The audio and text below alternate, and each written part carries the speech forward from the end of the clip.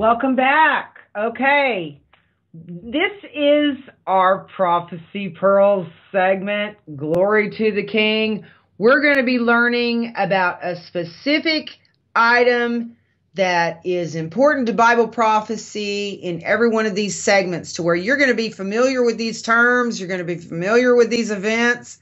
And if you'll just keep tuning in, I'm sorry we've had some issues today. The network in Florida is facing a tropical storm at the moment. Wow. So hang in there, Troy. You got your floaties? Glory to the King. Keep Troy and the network safe in Jesus' name. Okay, what we're going to learn about, we're going to talk about the 7-year treaty today. Okay? Now, the 7-year treaty is mentioned in several places in the scriptures. Let's take a look first at Isaiah 28:15.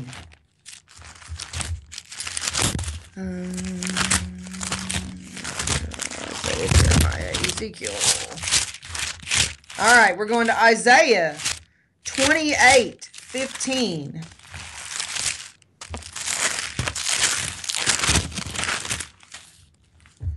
Okay. Because ye have said, we have made a covenant with death, and with hell are we at agreement.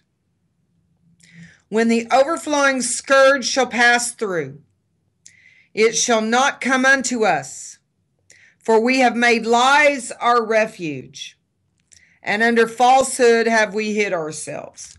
Israel does know, in their minds somewhere there, they do know that no peace treaty is ever going to work. They know that.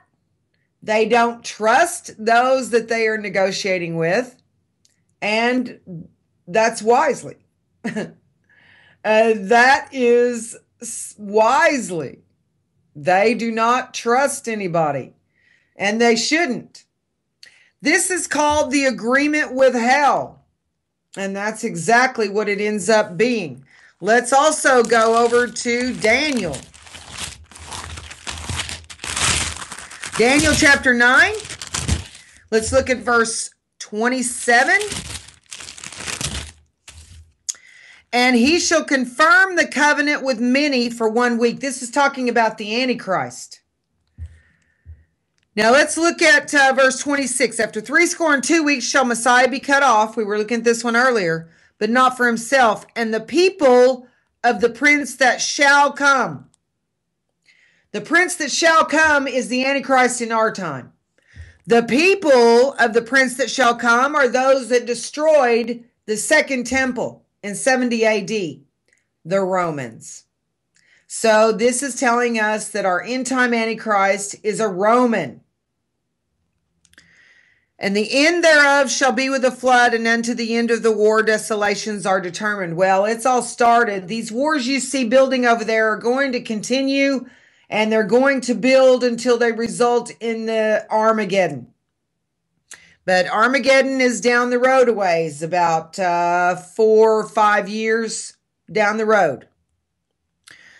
But in verse 27, he shall confirm the covenant with many for 1 week. This Antichrist is busy. He has been talking to world leaders, hobnobbing with them, hobnobbing with religious leaders. He's been visiting Jordan, the Palestinians, Israel. He's been talking to everybody he needs to talk to make this happen.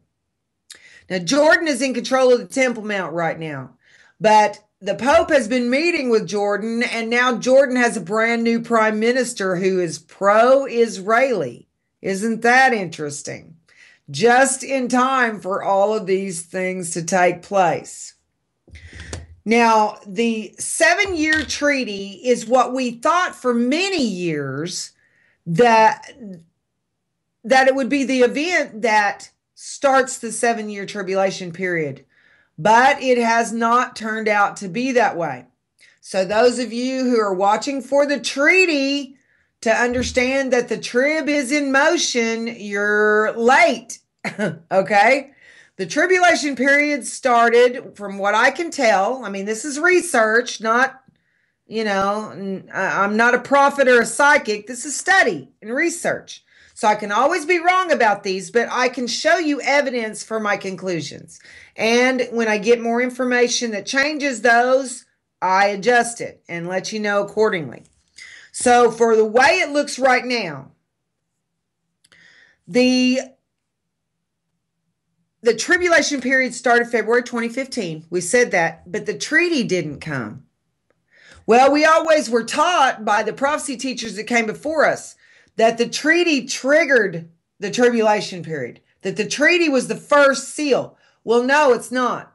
And if you look at Revelation chapter 6, verses 1 and 2, which we will go to after, it tells you that the effect of the first seal is that the Antichrist gets his crown and then he goes forth conquering and to conquer. Okay? So obviously the treaty is not named in the first seal. The first seal is the beginning of sorrows. And it opened 3/13/13 when Pope Francis was elected by conclave. Okay? And what withheld him was time. He could only be revealed in his time.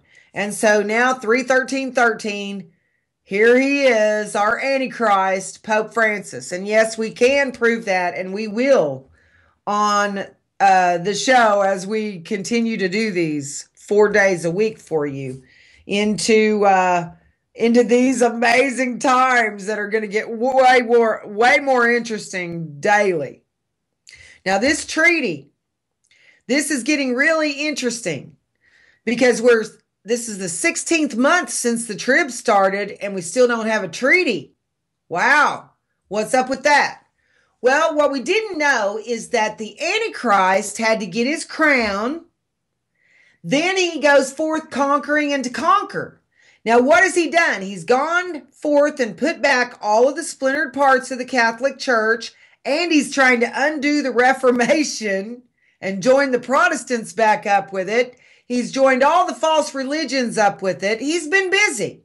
He's had to hobnob and talk with world leaders and go all these places and do all these things to prepare for the treaty. So see, now we can see that the treaty could not have been the first seal. And the Antichrist had a lot of work to do before this treaty can get signed. Now, the end of his first 42 months is September. I think somewhere around there is when we were probably going to see the treaty. Somewhere between September and the end of the year, possibly. Now, there's a verse in here that tells us when they say peace and safety, sudden destruction cometh upon them, as cometh upon a woman who is in travail with child, and they shall not escape. Now, what this is saying, I think that's like, I can find that for you. I'll have to get it on my concordance. My computers are kind of backwards right now, guys, but I can post all these on my wall as well if you need those. Now, this treaty, Lord, you and not me, I surrender all to you and love you. Now, this treaty, the world is sick to death of the conflict between Israel and the Palestinians. They've had all they can handle of it. The world has just had it. Now, we've got many of the world's nations meeting. They met into May without Israel or the Palestinians to put together a treaty proposal that they intend on imposing upon the two parties. The world's saying, you know what? We've been messing with this and hearing about this since 1993. We just are sick of it. Don't want to hear it anymore. We want peace, peace, peace. It's like the whole world's crying out for peace. As the second seal has removed peace from the earth. It's taken peace. We're looking for peace.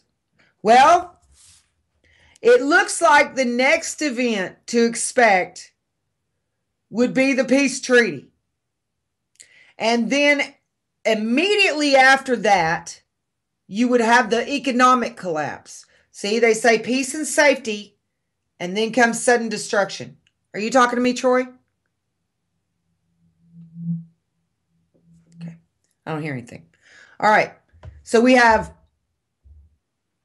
peace and safety, then sudden destruction. Well, we know it's too early for the sudden destruction. Peace and safety comes with the treaty. That's the treaty. And then sudden destruction. It doesn't say the destruction comes prior to that. I think the sudden destruction that's talking about is the economic collapse. Because here's the thing. The sudden destruction it talks about is not going to come until the end. I'm not sure why that is doing that. Sorry, guys. I don't mean for those beeps to keep bugging y'all. Okay. The treaty is a 7-year treaty. We don't know yet if it will be the French proposal, the Saudi proposal, or what. It's a 7-year treaty. It will give the Palestinians everything they want. And to appease Israel and get them to sign it, they will offer to send in peacekeepers to keep the borders. These would be Western peacekeepers, United States, Europe, which, forgive me, but I'm an American, but our government can't be trusted to take care of Israel or to do Israel right, okay? The Israelis would do better not to trust the Americans. And I hate to say that. That just kills me to say that. But our current administration has proven that they are enemies of Israel and not friends of Israel. But the way it's looking for Israel, they're going to accept this and jump on the chance to rebuild the temple. Now, when this treaty is signed, it'll be a great celebration in the world. And people will say peace and safety, peace and safety. Then you have sudden destruction. What's the sudden destruction? Well, the ultimate end destruction doesn't come till at the end of the trib, somewhere around January 2022 is when it's all over with. So the sudden destruction you're looking at has got to be, if it comes right after the peace and safety, then sudden destruction, that's got to be the economic meltdown. So we're looking at the treaty and then the economic collapse. Now, right now, they're trying to impose a treaty on them, on Israel and the Palestinians both. And they may. We know this is going to happen because we're right here in the 7 years already. The treaty has already taken longer to come to fruition than we ever thought it would. So shortly, my guess, now these are guesstimates, okay? I'm not a prophet or a psychic. I'm a researcher. I study. I do my homework, okay? So I'm not giving you predictions, but I am putting out there my guesstimates. These are educated guesstimates, scriptural possibilities, okay? Now, we know we haven't got the treaty yet. The treaty should come at some point before the end of 2016 would be my guess. Because during 2017 and probably very early on in 2017, we're going to have the rise of the new economic system that utilizes the mark of the beast. Can you believe these things are actually coming in our face? Pope Francis, our Antichrist, he announced in June 2014 that the economic collapse was close, is the word he used. Well, it's been 2 years to the month since he made that announcement. So we are getting very close to it. Probably, I'm hoping uh, later on, that it'll hold off till September. It might not. It might not. But September is the end of the Antichrist's first 42 months, and that's significant. That means he's in for a promotion or to step up in rank and power and authority. That doesn't mean the rapture is coming, before that. The Lord could come anytime, any day, but I can't prove that with scripture at this time. Now, he can come anytime, any day for us individually. If our hearts stop and we die, we get to go home. But returning for us collectively, I don't see any return in the scriptures prior to mid-trib, which would be 2018. And it looks like he will return at the last trump, Feast of Trumpets, September 2018. That's a long way off. It's 2 years and 3 or 4 months? And that's a long time when you're in the tribulation period. The first half is for the Gentiles. The second half is for the Jews. Now, our Antichrist has been a busy bee trying to get all of this set up to where he can pull off the treaty and getting it signed by both parties and agreed to that. Now that's going to be an issue where the other Arab nations are not going to be happy about this. I don't think they are the many that the treaty is signed with. It's signed with the Palestinians, but it leaves those other Arab nations out. Now, they will get permission to rebuild the temple. And as they rebuild the temple, that is the event that's going to provoke these Arab armies to surround Jerusalem, to come against it. But this is getting fun, isn't it? I know that a lot of you are getting scared, and I understand that because the things that I've been seeing are in the news is just terribly alarming. The Christian persecution is really stepping up. It's turning into a global type of persecution thing as we approach the mark.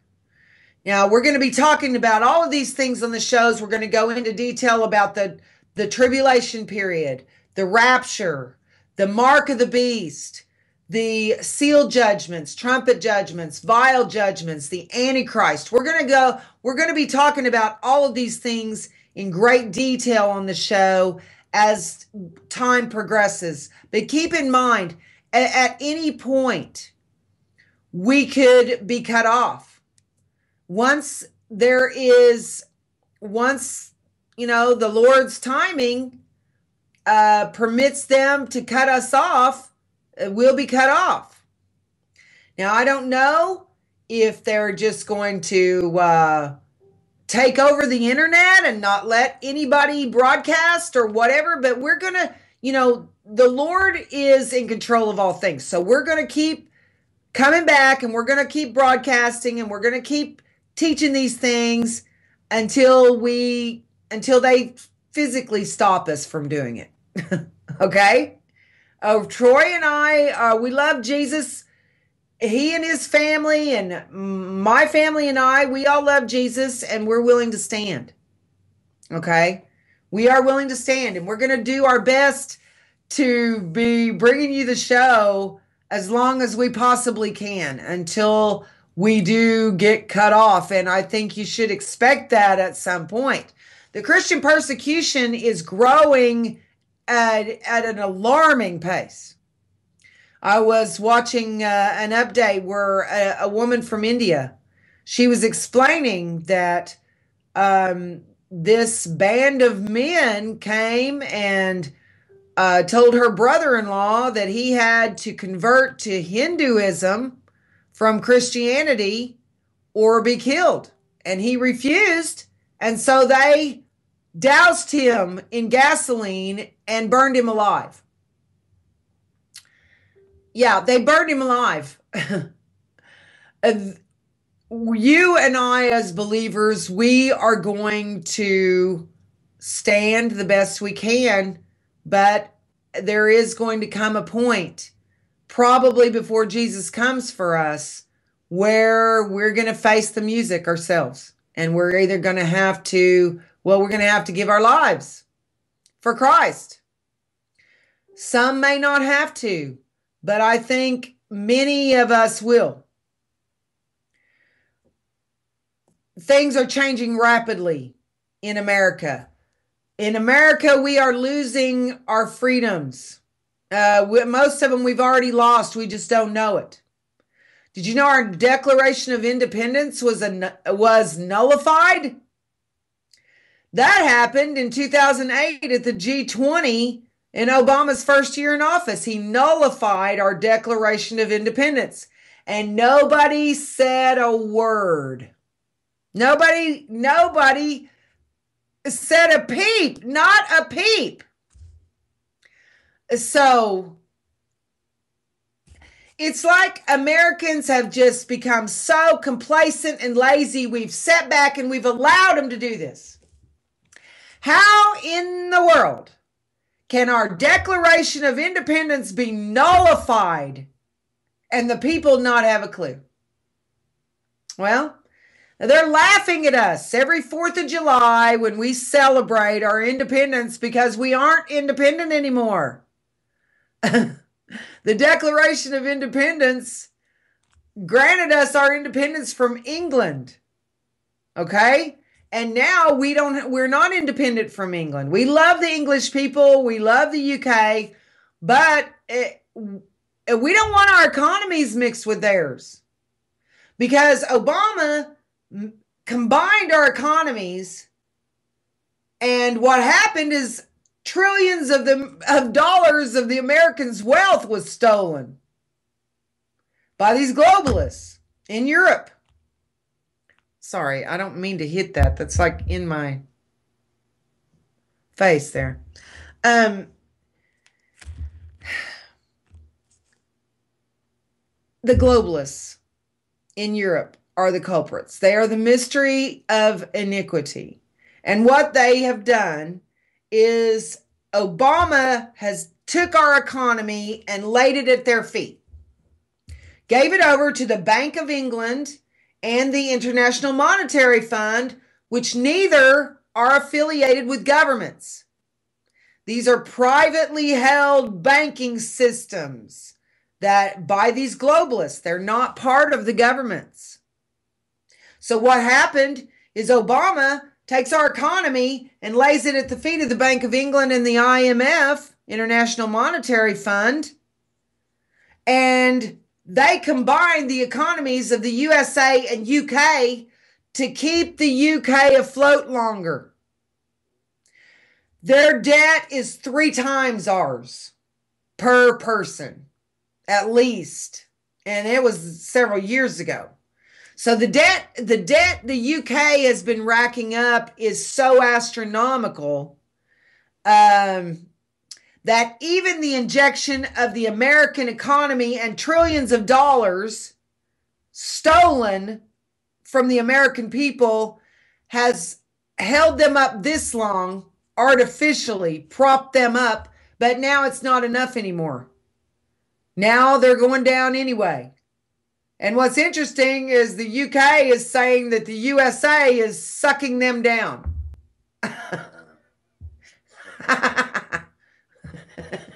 What else are they going to say? Oops. Sorry, USA, we're sucking you down. Yeah, well, that giant sucking sound is all of our money leaving the USA, leaving the UK. Now, does anybody have any questions in the chat room about the treaty? We're talking about this 7-year treaty. Does anybody have any questions about the treaty? Let me see.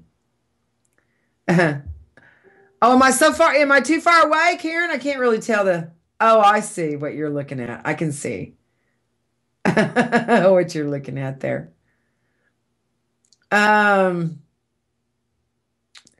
Let's see. Hi,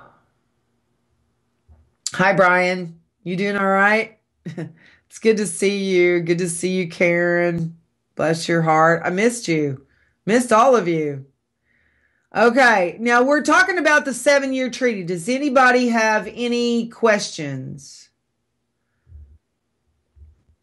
Okay. Now, this treaty is in Daniel 9:27. It says, he shall confirm. This is what the Antichrist does. He confirms the covenant with many for 1 week.